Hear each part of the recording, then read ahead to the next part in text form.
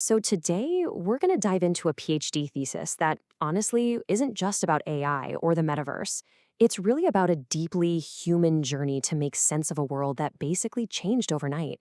And it's a quest that didn't start with some big research question, but with a personal crisis. So, picture this. The author of this thesis, Federico Pacheco, is at his absolute lowest point, feeling totally lost in his research. Then, out of the blue, he gets this message from a former student. It was a quote he himself had once said in class, and now here it was, coming right back at him when he needed it the most. And, well, it changed everything.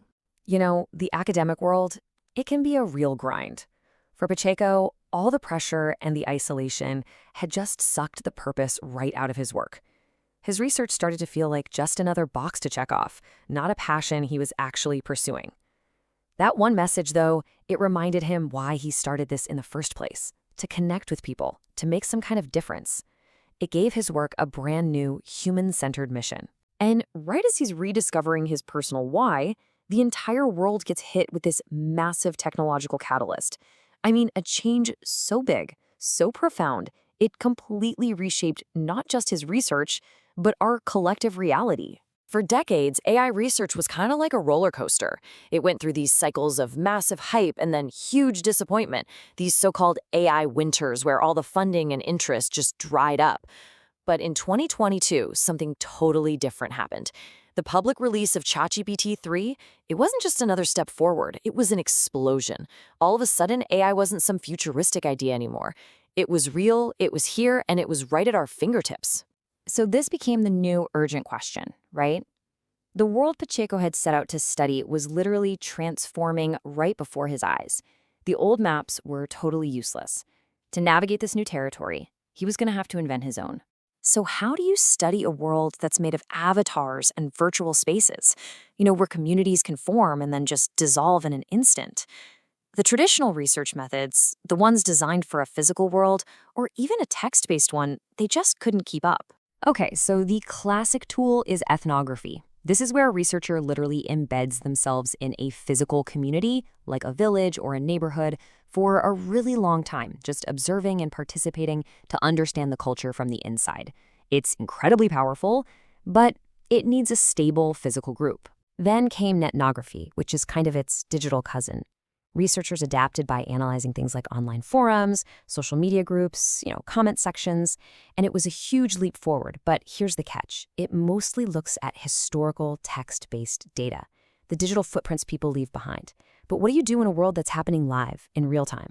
And this is the core challenge. The metaverse isn't stable and physical, and it sure doesn't leave a neat little text archive for you to read later. It's live, it's synchronous, it's fleeting. You have to be there, as an avatar, watching interactions that might just vanish in minutes. And for this, Pacheco developed what he calls metanography, a brand new method for real-time, immersive observation built for a new virtual world. So, he's got this powerful new tool. What did he actually find? Armed with metanography, Pacheco started to uncover some really fascinating and frankly critical dynamics that are shaping our new digital lives. His central theory is something he calls deep meta-mediatization. Basically, it's the idea that AI isn't just a feature inside the metaverse, like a character in a game. It is the fundamental architecture. It's the code that sets the rules of physics, how we interact, and even what's possible in these virtual worlds. Think of it like the invisible hand that's shaping our entire experience. And back here in the more real world, the research put a name to a trend I'm sure we've all noticed: IA washing. The AI is for inteligencia artificial, or artificial intelligence. It's that thing where companies slap an AI-powered label on literally everything to seem cool and cutting edge, even when there's nothing genuinely intelligent about the tech at all. I mean, this can be as simple as just rebranding some old automated system as AI, or building these huge marketing campaigns around promises of intelligence that the product just can't deliver. It's all about generating hype and what the research calls symbolic capital. Basically, looking innovative without actually innovating. It preys on our excitement, but often there's not much substance underneath. This quote, this is from a young Roblox player, and it really gets at another key finding. In a virtual world where literally anything should be possible, we keep finding the same old real-world structures. This user is complaining about a pay-to-win dynamic, where if you buy the best digital stuff, you're guaranteed to win. It just shows how artificial scarcity and economic inequality are being programmed right into our virtual spaces, making them less of a utopia and, well, more of a mirror. And finally, the thesis gets into art. There was this philosopher, Walter Benjamin, who argued that mechanical reproduction destroyed an artwork's unique aura. But this research suggests AI is actually reinventing it. For instance, there's a new network aura, which doesn't come from the original object, but from how a piece goes viral and gets shared online. Or there's an aura in personalized curation. You know that unique magic when an algorithm shows you a piece of art that feels like it was made just for you? That's a new kind of aura. So after all of that, what does all this mean? All these technological insights, they bring us full circle, right back to that human question that started this whole journey. How do we build a better future with all these new tools?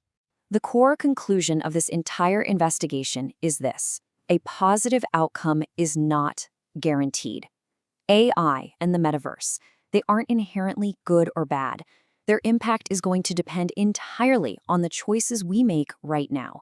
We have to be intentional and ethical in how we design these systems, making sure they serve human values, foster connection, and uphold our dignity. And what's the single most important tool we have to make sure that happens? Digital literacy.